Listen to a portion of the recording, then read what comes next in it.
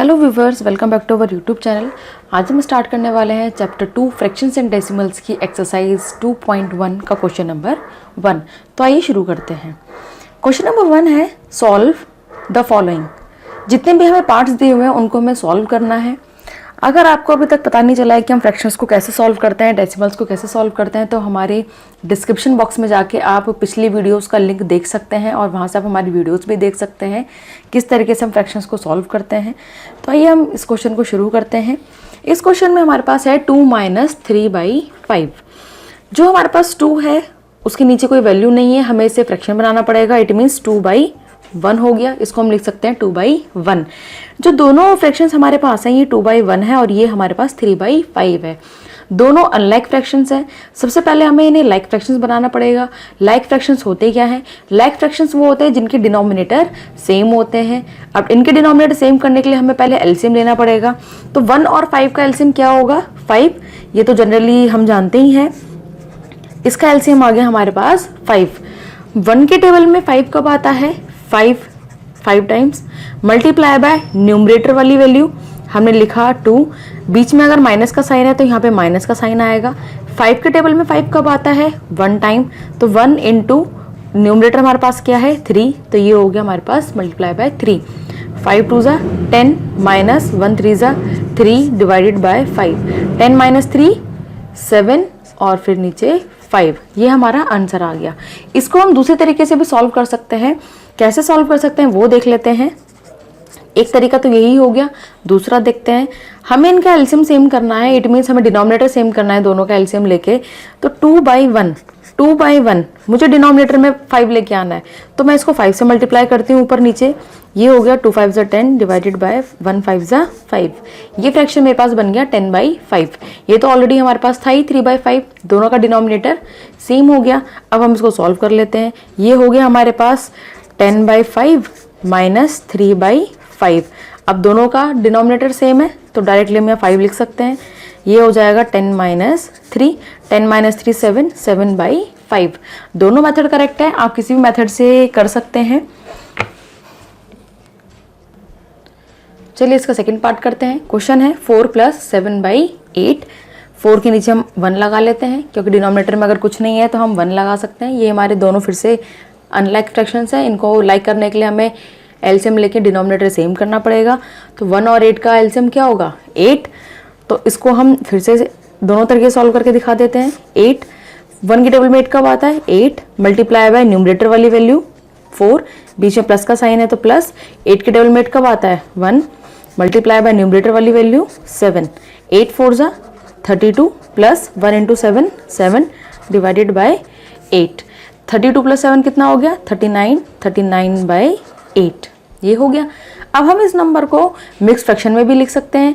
अगर आप mix fraction में लिखना चाहें तो आप उसमें भी लिख सकते हैं। आप इसमें भी आंसर छोड़ सकते हैं। दूसरे तरीके से अगर आपको सॉल्व करना है तो आप उसे भी कर सकते हैं, जैसे कि पहले करके दिखाया था। 4/1 है, 1 यहाँ पे है तो इसमें अगर डिनोमिनेटर सेम करना है तो यहाँ पे 8 लेके आना पड़ेगा। तो 4/1 1 में 8 की मल्टीप्लाई करनी पड़ेगी। ये हो जाएगा 32/8। अब हम इसको सॉल्व करेंगे तो ये हो जाएगा हमारे पास 32/8 प्लस 7/8। 8 कॉमन आ गया। इट मीन्स एलसीएम जो हमारा वो 8 ही हो गया। तो यहाँ पे 32 + 7। 32 + 7 कितना होता है? 39/8। दोनों मेथड ठीक है, आप किसी मेथड से अप्लाई कर सकते हैं। चलिए इसका थर्ड पार्ट देख लेते हैं। इसके थर्ड पार्ट में हमारे पास फ्रैक्शन है 3/5 प्लस 2/7। हमें इसको सॉल्व करना है। तो जो हमारे पास डिनोमिनेटर में वैल्यू है, एक तरफ 5 है और एक तरफ 7 है, दोनों का हमें एलसीएम लेना पड़ेगा।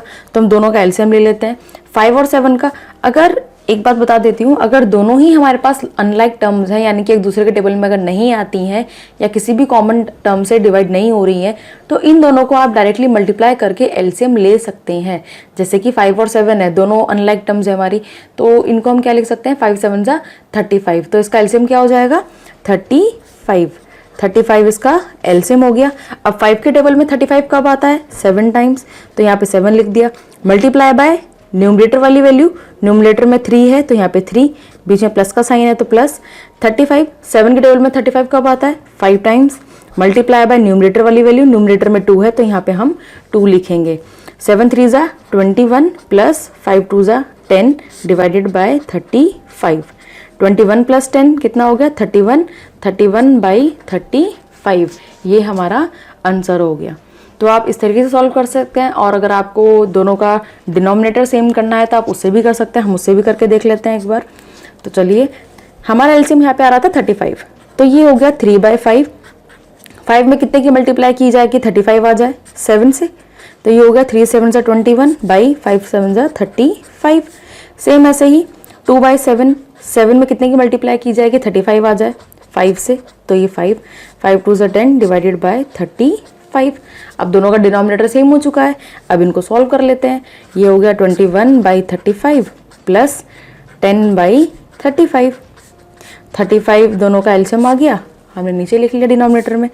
अब ये हो गया 21 प्लस 10, 21 प्लस 10 कितना हो गया 31, 31/35। दोनों आंसर सेम आ रहे हैं, किसी मेथड से आप अप्लाई कर सकते हैं और सॉल्व भी कर सकते हैं। हम इसका फोर्थ पार्ट सॉल्व करते हैं। क्वेश्चन है 9/11 माइनस 4/15।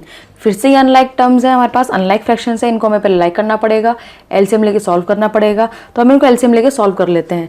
मैंने पहले भी बताया है कि अगर हमारे पास कोई ऐसी दो टर्म्स आती हैं जो कि एक दूसरे के डिवीजन नहीं है या डिविजिबल नहीं है, या किसी भी एक ऐसे टेबल में नहीं आ रही जिससे दोनों डिवाइड हो सके, तो हम उन दोनों को डायरेक्टली मल्टीप्लाई कर सकते हैं एलसीएम लेने के लिए। तो इन दोनों का एलसीएम क्या हो जाएगा 11 मल्टीप्लाई बाय 15, इट मीन्स 165। अब हम इसको सॉल्व कर लेते हैं। 9/11 है, 11 में यानी कि मैं क्या मल्टीप्लाई करूं कि यहाँ पे 165 आ जाए। अब 11 में अगर 15 की मल्टीप्लाई की जाए तो ये कितना बन जाएगा 165 बन जाएगा। अब 9 इंटू 15 कितना होता है 15 9 जा 135, ये हमारे पास बन गया 135/165। सेम इसी तरीके से 4/15 को भी सॉल्व करते हैं। हमने 11 से मल्टीप्लाई कर दिया, 4 इंटू 11 हो गया 44, 15 इंटू 11 हो गया 165। अभी दोनों टर्म्स हमारे पास आ गई, दोनों फ्रैक्शंस हमारे पास आ गए, दोनों के डिनोमिनेटर सेम है। सॉल्व कर लेते हैं। 135/165 माइनस 44/165, 135 माइनस 44, 135 में से 44 को माइनस करेंगे तो कितना आएगा 91, और ये हो गया 165। This is the answer. इसका नेक्स्ट पार्ट सॉल्व कर लेते हैं। क्वेश्चन है 7/10 प्लस 2/5 प्लस 3/2। तीनों डिनोमिनेटर अलग अलग हैं, यहाँ पे 10 है, यहाँ 5 है, यहाँ पे 2 है, और तीनों के तीनों ही ऐसे हैं कि जो डिविजिबल हो सकते हैं। 10 5 के टेबल में भी आता है, 2 के टेबल में भी आता है, 2 के टेबल में 10 भी आता है, 5 के टेबल में 10 भी आता है। तो हम एलसीएम ले लेते हैं। एलसीएम 10, 5 और 2 का हम सबसे पहले लोवेस्ट टर्म से करते हैं डिवाइड। 5 जा 10, 5 नहीं आता है 1, 5 से करेंगे 1 1 जा 1, और ये 1। हमारा जो एलसीएम है वो आ गया 2 5 जा 10। अब हमें क्या करना है डिनोमिनेटर में 10 करना है। जो हमारा पहले वाला फ्रैक्शन है उसमें तो ऑलरेडी 10 है ही, तो हम दूसरे वाले को देखते हैं। दूसरे वाले में हमें क्या मल्टीप्लाई करना पड़ेगा 2 मल्टीप्लाई करना पड़ेगा, ये हो जाएगा 4/10। सेम ऐसे ही 3/2, इसमें कितने की मल्टीप्लाई करनी पड़ेगी 5 की मल्टीप्लाई करनी पड़ेगी, ये हो गया 15/10। अब हम सॉल्व कर लेते हैं। एक क्वेश्चन बन गया 7/10 प्लस 4/10 प्लस 15/10। 10 एलसीएम आ गया। एलसीएम लिखने के बाद यहाँ से 7 प्लस 4 प्लस 15, 7 प्लस 4 प्लस 15 कितना हो गया 26, 26/10, ये हमारा सॉल्यूशन हो गया। इसका नेक्स्ट पार्ट सॉल्व कर लेते हैं। क्वेश्चन है 2 2/3 प्लस 3 1/2। ये हमारे दोनों मिक्स फ्रैक्शन में दिए हुए हैं। सबसे पहले हमें इनको मिक्स फ्रैक्शन को सॉल्व करना पड़ेगा। तो हम इसको क्या लिख सकते हैं 3 2 जा 6, 6 प्लस 2 8, ये फ्रैक्शन तो हमारा क्या बन गया 8/3 प्लस 2 3 जा 6, 6 प्लस 1 7, 7/2। ये हमारे दोनों फ्रैक्शंस हो गए। सॉल्व करने के बाद अब यहाँ पे 3 है, यहाँ 2 है, फिर से दोनों अनलाइक फ्रैक्शंस है, डिनोमिनेटर सेम करना पड़ेगा। 3 और 2 का एलसीएम कितना आएगा 6, तो 3 में कितने की मल्टीप्लाई की जाए कि 6 आए 2 से मल्टीप्लाई करना पड़ेगा, ये हो गया 2 जा 16/6। सेम ऐसे ही 7/2 मल्टीप्लाई बाय किससे मल्टीप्लाई करें कि 6 आए 3 से, 7 3 जा 21/6। ये हमारा क्वेश्चन हो गया। अब इसको सॉल्व कर लेते हैं। 16/6 प्लस 21/6, 6 हमारे पास एलसीएम आ गया, हमने एलसीएम लिख लिया, ये हो गया 16 प्लस 21। 16 प्लस 21 कितना होता है 37। हमारे पास आंसर आ गया 37/6। अगर आपको उसको मिक्स फ्रैक्शन में लिखना है तो आप वो भी लिख सकते हैं। कैसे लिखते हैं मैंने आपको पहले बताया हुआ है, अगर आपको सीखना है तो आप हमारी डिस्क्रिप्शन बॉक्स में देख सकते हैं वीडियोस को, तो वहाँ पे आपको पता लग जाएगा। 6 के टेबल में 37 तो नहीं आता, लेकिन 6 6 जा 36 आता है, तो 6 6 जा 36 और 6 नीचे, रिमाइंडर कितना बचा 1। तो हमारा सॉल्यूशन कितना हो गया 6 1/6। इसका नेक्स्ट पार्ट देखते हैं। नेक्स्ट पार्ट में 8 1/2 प्लस 3 5/8। ये भी दोनों मिक्स फ्रैक्शन में, पहले इनको सॉल्व करना पड़ेगा। 2 8 जा 16, 16 प्लस 1 17/2 प्लस 8 3 जा 24, 24 प्लस 5 29, 29/8। ये हमारे पास दोनों फ्रैक्शंस आ गए। दोनों अनलाइक फ्रैक्शंस हैं, इनको पहले हमें लाइक करना पड़ेगा। लाइक करने के लिए डिनोमिनेटर सेम करना पड़ेगा। 2 और 8 का एलसीएम कितना आएगा 2 और 8 जो है वो 2 के टेबल में आता ही है, तो इट मीन्स 2 और 8 का एलसीएम हमें करके देखना पड़ेगा। तो 2 1 जा 2, 2 4 जा 8, 4 के टेबल से 4 1 जा 4, तो हमारा एलसीएम जो है वो कितना आ गया 2 4 जा 8। 8 जो है वो हमारा एलसीएम आ गया। अब इस वाले फ्रैक्शन में तो है ही ऑलरेडी डिनोमिनेटर में 8, हमें इसमें डिनोमिनेटर में 8 करना पड़ेगा। 17/2 कितने से मल्टीप्लाई करनी पड़ेगी 4 से। 17 4 जा कितना होता है 68, 68/4 2 जा 8, 68/8 हो गया। सेम ऐसे ही ये हमारे पास 29/8 है। अब हम इनको सॉल्व कर लेते हैं। कितना हो गया 68/8, 68/8 प्लस 29/8। 8 एलसीएम आ गया दोनों का, ये हो गया 68 प्लस 29। 68 प्लस 29 कितना होता है, ये हो गया प्लस करके 97/8।